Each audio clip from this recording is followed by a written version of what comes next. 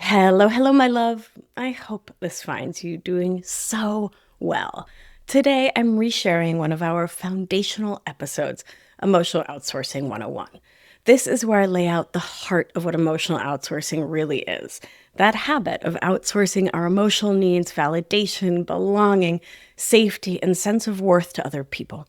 I coined this term because the old language of codependency, perfectionism, people pleasing, it felt so moralizing, so pathologizing, so not kind. And I wanted a framework rooted in love, compassion, and nervous system science instead of shame, one that calls us into understanding around the impact of systems of oppression instead of just leaving us feeling like, well, I guess I'm just busted and broken and defective. That sounds permanent, right? In this episode, I explain how emotional outsourcing gets stored in the body as procedural memory, that it isn't just a thought you can talk yourself out of. It's a complex survival code etched into your nervous system that runs on autopilot. It shows up in the way your muscles tense, the way your gut reacts, the way your voice catches before you speak up. It shows up in the ways we think about ourselves and the world, our roles, and our place in this whole human experience. If you've ever wondered why you keep saying yes when you mean no, why you're managing everyone else's moods before your own, or why you lie awake replaying conversations, this episode is the place to start. I hope you enjoy it, and if you do, please share it with your friends. This episode is the base of everything I talk about in my new book, End Emotional Outsourcing, How to Overcome Your Codependent, Perfectionist, and People-Pleasing Habits. It hits the shelves September 30th, and pre-orders are everything for a first-time author. So if you're at all interested in the book, I'd be so grateful if you could place an order at the bookseller of your choice. And if you like free gifts, you can head on over to my website, beatricealbina.com/book, and put your name and your email in to get your free presents right to your email inbox. All right, my beauty, let's get into it. Today, we're deep diving into a pattern that I call emotional outsourcing. And if you've ever found yourself constantly scanning other people's faces for approval, shape-shifting to keep the peace, or feeling completely disconnected from what you actually want, this episode is hopefully going to land for you. Because here's the thing. What you might call people-pleasing or being too sensitive or caring too much about what other people think, I'm going to show you that it's actually something much more profound. It is an absolutely brilliant, amazing, intelligent survival strategy that your nervous system and little inner children you created to keep you safe and connected in a world that didn't feel safe enough to hold your full authenticity. So get comfy, grab some tea, put on your softies, because we're going to trace this pattern all the way back to its roots. And by the end, you're going to understand why you do what you do with so much more compassion. So let me start by painting you a picture. You walk into a room and immediately your body starts scanning. How is everyone feeling? Is there tension? Who needs managing? Your nervous system is like a finely tuned radar picking up every micro expression, every shift in energy, every unspoken need. You find yourself asking, are they okay with me? Did I say the wrong thing? What do they need from me right now? Are they okay? And underneath all of that vigilant attention to everyone else is this quiet, persistent ache. Because you've lost touch with the most important question, which is, how am I? What do I want? What do I need? This is emotional outsourcing. It's the unconscious habit of looking outside of yourself for safety, love, approval, worth, belonging. It's when your internal emotional barometer gets replaced with an external one, when other people's reactions become the measure of whether you are okay or definitely not. And listen, my love, this didn't happen because you're weak or broken or defective or messed up or too much. This happened exactly because you are so very intelligent, because your nervous system is exquisitely adaptive. Because at some point, Learning to be more attuned to others than to yourself was actually the smartest thing you could do to survive. So let's go back to the beginning, not just your beginning, but the beginning of our species. So human babies, all human babies, they are born more helpless than almost any other mammal. We need years, like years and years of complete dependency on our caregivers to make it through. And your nervous system knows this. From the moment you took your very first breath and had your very first cry, your brain was wired with one primary directive. Stay attached to the people who keep you alive. You're no fool. And this is our biology. Your survival literally depended on maintaining that connection with the grown-ups that were bigger, smarter, well, not always smarter, but definitely bigger than you. The ones who knew how to find the food, you know? So imagine you're 3 years old and you're having a very, very big feeling, as toddlers often will. Maybe you're angry because your sibling took your toy. Maybe you're sad because you want more attention. You deserve attention. Maybe you're just a lot, full of energy and needs and big emotions because you are 3. And because you're no fool, you notice something. When you express that anger, your caregiver gets tense. When you cry too long, they seem frustrated. When you're too much, meaning joyful, giggly, loud, 3, there's this subtle but unmistakable shift in their energy. You definitely don't have words for it. You're 3, but you feel it. It's a pulling back, a cooling off, a turning away, a removal of love. Ouch. Your little nervous system in all its brilliance registers this as danger. Not the kind of danger that makes you run or fight. You can't do that anyway, you're 3. But the kind of danger that makes you freeze and assess, how do I make this connection safe again? And as you start to learn, you start to edit yourself. You notice that when you're quieter, they're more relaxed. When you manage your own emotions, generally by shoving them down, they seem happier, they smile more. When you become attuned to their needs instead of your own, you get more connection, more safety, more love. And this is where emotional outsourcing is born. In that moment when your nervous system makes the calculation, I'll be who you need me to be so you don't leave me. And what makes this so powerful and so hard to change is that emotional outsourcing isn't just a mental habit. It's a somatic or full body experience. Your nervous system has these beautiful ancient pathways designed to detect safety and danger. And when you're little and learning that your authentic expression might threaten your most important relationships, your body starts to specialize in reading the external world for cues about how to be. Maybe your shoulders learn to carry the tension of everyone around you. Maybe your stomach learned to twist when you sense disapproval. Maybe your throat learned to close when you had something true to say that might rock the boat. And your nervous system developed these gorgeous, intelligent survival strategies. Like the fawn response, which says, let me please you, appease you, become whatever you need me to be. Your body learns to shapeshift, to minimize, to accommodate. Or sympathetic overdrive, which says, let me fix this, perfect this, produce my way to safety, tap dance for my lovability. Your system stays in constant activation, scanning for problems to solve, ways to earn love through doing. Forget about being. Or functional freeze. Let me be invisible, quiet, compliant, numb, check out, and doing so much. Your body learns to disappear, to take up less space, to need less, while continuing to produce and produce. All of these responses have one thing in common. They're looking outside for the regulation that your nervous system needs inside. They're saying, if you're okay with me, then I can feel okay inside. And here's what I want you to understand. This is your body's brilliance. This is a nervous system doing everything it can to preserve both your safety and your connection in a world that felt too dangerous for your full truth. Now let's get specific about how this plays out in families because the patterns are so clear once you see them. Well, in some families, emotions were just ignored. Not actively shamed, but not seen, not validated, definitely not attuned to or tended to. Maybe your parents were overwhelmed or traumatized or emotionally immature. Maybe just never learned how to be with big feelings themselves. So how could they be with them for you?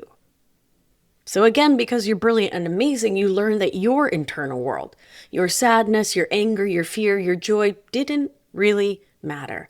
Or worse, that it was an inconvenience. And your brilliant little mind made the logical conclusion.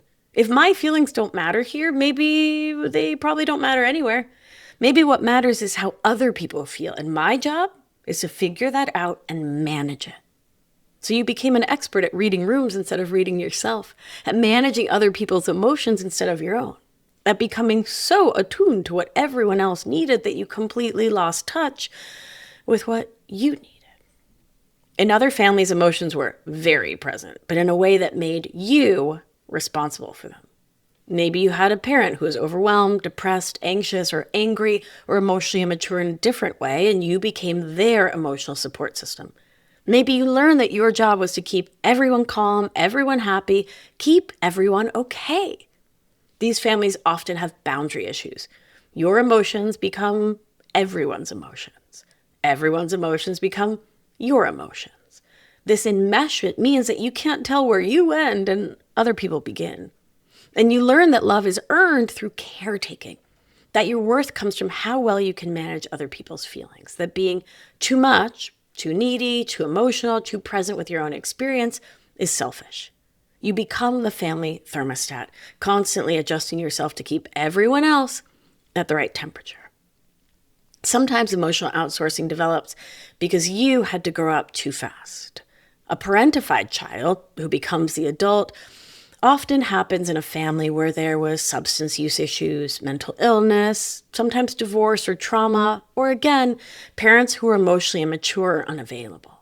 And you stepped into the role of the responsible one, the caretaker, the one who holds everyone and everything together. You learn that your needs came last, if ever at all, that other people's crises were way more important than your own experience, that being strong meant never needing anything from anyone. And your nervous system adapted beautifully to this impossible situation. You became hypervigilant to everyone else's needs because that's what kept your family and therefore your world from falling apart. In all your brilliance, you became a rock and you became an island. So now let's talk about cultural programming and how society reinforces outsourcing, because here's where it gets even more complex, my love. Because emotional outsourcing isn't just about what happened in your family, it's about the soup we're all swimming in the cultural systems that benefit from keeping people externally focused, self-abandoning, and easy to manage. White supremacy culture teaches us that there is a right way to be, and it's usually white, male, cisgender, straight, neurotypical, and emotionally controlled. It punishes authenticity that doesn't fit the mold. It rewards people for assimilating, for not being too much, for not having super big feelings, and not taking up too much space. If you're a person of color, you might have learned early that your survival depended on code switching, on making white people comfortable, on being the good one who doesn't threaten the status quo. If you're neurodivergent, which I like to call neuromagical, you might have learned to mask, I know I sure did, to suppress your natural ways of being, to exhaust yourself trying to appear normal. This is collective emotional outsourcing, entire groups of people learning to manage the dominant culture's comfort at the expense of their own authenticity. The patriarchy has some very specific messages for women and femme-identifying folks. Be agreeable, be accommodating, be selfless. Your worth comes from how much you give to others, definitely not from who you are. We get praised for being low maintenance, easy to work with, so caring, such a good listener. But what these compliments often really mean is, you take care of me and don't ask for much in return, which is good because I don't plan to give you much. We learn that having needs is selfish, that setting boundaries is so mean, that saying no makes us difficult, that our job is to smooth everyone else's path while making our own needs invisible. And the patriarchy loves this because when half the population is busy managing everyone else's emotions, The other half doesn't have to learn how to manage their own, right? Meanwhile, under capitalism, your value becomes tied to what you produce, not who you are. You learn to earn love through achievement, through being useful, through what you can do for others. This creates a particular kind of emotional outsourcing where you're constantly scanning for ways to prove your worth through productivity. You become hooked in with the power of being needed, because being needed feels like being valuable. And you lose touch with your inherent worth, the worth that exists simply because you're alive, because you're here, because you matter regardless of what you contribute. And finally, we have to mention the impact of intergenerational trauma. Many of our parents and grandparents lived through wars, depression. Mine immigrated during a dirty war while I was just a baby. Many of our parents and grandparents lived through significant oppression, experience that required them to prioritize survival over authenticity. They learned to assimilate, to be hypervigilant, to people please, to make themselves small in order to stay safe. And trauma doesn't just affect the person who experiences directly. It gets passed down through families, through the nervous system, epigenetics, the unconscious patterns we learn about how to be in the world. Your emotional outsourcing might be your inheritance of your family's survival strategies. Your nervous system might well be carrying the wisdom of generations who had to prioritize everyone else's comfort in order to survive. So let's talk about reinforcement cycles, because this is the really tricky part. Once you've learned to emotionally outsource, the world keeps rewarding you for it. And this makes it so much harder to recognize that it's actually costing you. Think about it. When you're the person who always says yes, who never complains, who can be counted on to manage everyone else's emotions, you get labeled in really positive ways. You're reliable, emotionally intelligent, so wise, such a good friend, partner, employee, daughter, clearly an old soul. But underneath those labels is often this reality. You're the person who can be counted on to abandon yourself for others. You're the person who won't rock the boat. You're the person who makes everyone else's life easier by making your own needs invisible. And because this gets rewarded in family systems, in corporate systems, in our world writ large, your nervous system thinks, whew, this is working. The approval feels good temporarily. It meets that deep need for connection and belonging that your system's been seeking all along. But there's costs that build up over time. Resentment, because you are giving from an empty cup, but no one seems to notice or care. Right, because you're the strong one. Exhaustion, because managing everyone else's emotions while ignoring your own is utterly depleting. Disconnection, because you've become so focused on being who others need you to be, or that you think others want you to be, or you've lost touch with who you actually are. Chronic anxiety, because your nervous system is constantly activated, scanning for threats to connection. And dorsal depression, because you're living a life that's not actually yours and you can barely remember who you really are, what you really like. Now let me get real with you about the hidden costs of this pattern, because I think we underestimate the toll it takes on our lives, our relationships, our sense of self, our careers. When you're constantly looking outside yourself for cues about how to be, you lose touch with your own internal guidance system. You can't tell the difference between what you actually want and what you think others want you to want. You might find yourself in a restaurant paralyzed by the menu because you've trained yourself to consider everyone else's preferences before your own. You might struggle to make decisions because you've outsourced your decision-making to what you think will make others happy. You lose touch with your values, your preferences, your boundaries, your desires, all the things that make you uniquely you. And here's something that might surprise you. Emotional outsourcing actually prevents real, true intimacy. When you're constantly shape-shifting to be what you think others need, they never actually get to know the real you because, oh my gosh, who actually knows the real you?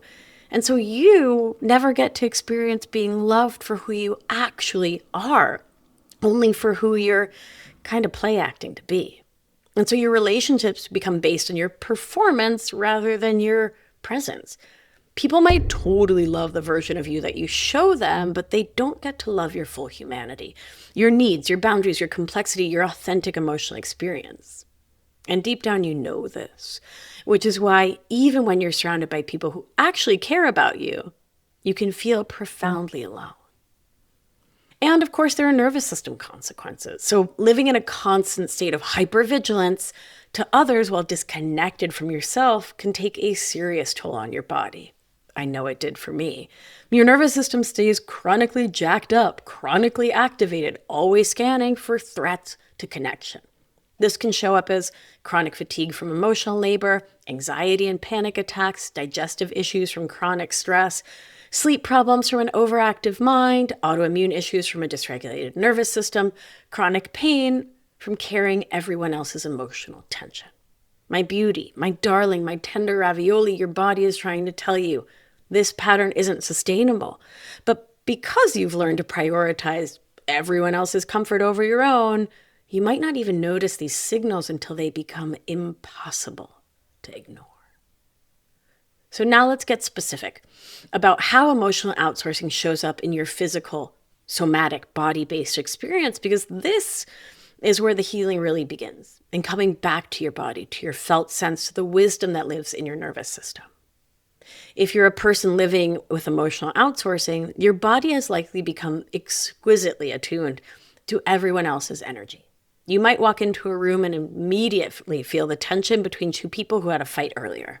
You might be able to sense someone's mood before they even speak, sometimes just from the sound of their footfalls. This isn't it is a superpower, but it's not a superpower you want to have, my love, because for us, coming from emotional outsourcing, it's really a survival strategy. Your nervous system learned to become hypervigilant to external cues because that's where it learned safety from. You might notice tension in your shoulders from carrying everyone else's stress, a tight throat from swallowing your own words, a clenched jaw from not saying what you really think, shallow breathing from chronic anxiety, a racing heart when you sense conflict, and again, stomach issues from chronic stress and people pleasing. At the same time, you might be surprisingly disconnected from your own physical experience. And this is often because you've trained yourself to prioritize external information over internal information. So you might not even notice when you're hungry, when you're tired, when you need to use the bathroom, when you're in pain, when something isn't working for you. You might push through physical discomfort because you don't want to inconvenience others. You might ignore your body's signals because you've learned that other people's needs matter more than your own. This disconnection from your body is also a disconnection from your emotional truth because emotions live in the body. When you can't feel your physical experience, you also can't access your authentic emotional experience. Before we go any further, I want to be really clear about something. Emotional outsourcing is not who you are, and it is not a character flaw. It's not something to be ashamed of. It's not evidence that you're weak or broken, defective, too much. No, no, no. No, no. It is an absolutely brilliant adaptation to circumstances that did not feel safe enough for your full authenticity. And this is why shame-based approaches to changing this pattern don't work. When someone tells you to just stop people-pleasing or just put yourself first, or just set those boundaries, they're ignoring the very real reasons that your nervous system developed this brilliant strategy in the first place. Your body isn't going to let go of a survival strategy until it feels genuinely safe to do so, until it has evidence that you can be authentic and still maintain connection, until it learns new ways of feeling secure in the world. This framework, this is trauma-informed, trauma-thoughtful healing. Understanding that symptoms are adaptations, that your nervous system is so intelligent, and that healing happens through safety and connection, not force and shame. And here's something beautiful and complex. When you start to heal your own emotional outsourcing patterns, you're not just healing yourself. I truly believe that you're healing lineages. So many of our ancestors lived in circumstances where prioritizing others' comfort over their own authenticity was literally a matter of survival. Our grandparents may have learned to please authority figures to avoid persecution. Our parents might have learned to be small to avoid violence. Enslaved people had no choice. Immigrants had no choice. So many of our ancestors had no choice. And your nervous system carries the wisdom of those survival strategies. And while they might have been necessary then, they might not be serving you now. When you learn to come back to yourself, to trust your own experience, to honor your own needs, you're not just reclaiming your own life. You're also modeling a different way of being for the generations that come after you. You're saying, it's safe now to be authentic. It's safe now to have needs. It's safe now to take up space. You are safe enough now. So my beauty, we always share remedies here. So let's talk about how we heal this pattern.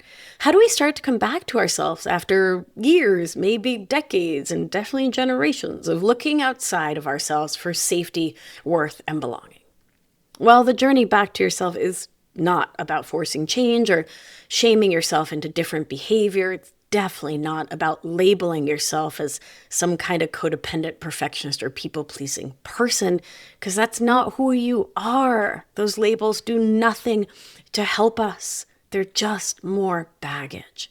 And the more you can see that these are just the habits that your brilliant self stepped into, the easier it is to step on out. And it really is about creating safety for your nervous system to slowly, gently start trusting your own experience again. So the first step is simply noticing the pattern without trying to change it. Start paying attention to when you automatically scan others for cues and clues about how you should be. Start to notice when you shapeshift. Notice when you start to abandon yourself. And when you notice, don't try to change it at first. Practice noticing and saying to yourself, of course I do this. This makes sense. This kept me safe. This helped me belong. And this was a brilliant survival skill. We start there because so many other schools of thought around emotional outsourcing tell us to be ashamed of these habits, that they mean we're sick, we're messed up, there's something wrong with us. And I believe exactly the opposite. And the more we can be compassionate, loving, and kind, the more likely we are to actually change. Step 2 is somatic awareness. Begin to develop a relationship with your body as a source of information. Start checking in with your physical experience throughout the day. What do you notice in your chest, your stomach, your throat, your shoulders, your jaw, your hips? Your body holds so much wisdom about what you need, what you want, what feels good, what doesn't feel safe. But you can only access this wisdom if you're paying attention. 3, micro practices of self-attunement. Start small. Begin to practice tiny moments of coming back to yourself. Pause before answering, how are you? And actually check in with yourself. Listen, there are times we all need to do the socially acceptable, polite thing and say, fine, thanks. But for your own sake, actually check in. Take 3 breaths before deciding what you want to eat. So what we're doing here is stepping out of the default, right? And into more intentionality and choicefulness. Notice one thing you're feeling in your body right now. Do it right now. Okay. And then set a reminder and ask yourself once a day, what do I want? And another time of the day, what do I need? And I hear you, these may seem super insignificant in undoing this huge habit of emotional outsourcing, but this is what we need to do. In my world, I talk about kitten steps, which are the tiniest steps a person can take. A baby step is way too big. We take tiny, newborn, elegant, soft kitten steps because they are revolutionary acts of self-reclamation. We need to start small so we don't freak our nervous system out. Here's what I want to leave you with today, my love. The most beautiful paradox of healing emotional outsourcing is this. When you stop looking outside yourself for safety and worth, when you start to develop genuine self-trust and internal regulation, you actually become capable of much more authentic, satisfying relationships. When you know who you are, you can show up as you are. When you're connected to your own needs, you can be genuinely present to others' needs without losing yourself. When you have internal safety, you don't need others to be different in order for you to be okay. This is the journey from external validation to internal validation. From performing for love and tap dancing for lovability to being loved for who you are by you first. from managing everyone else's emotions to being responsible for your own with compassion, empathy, and care.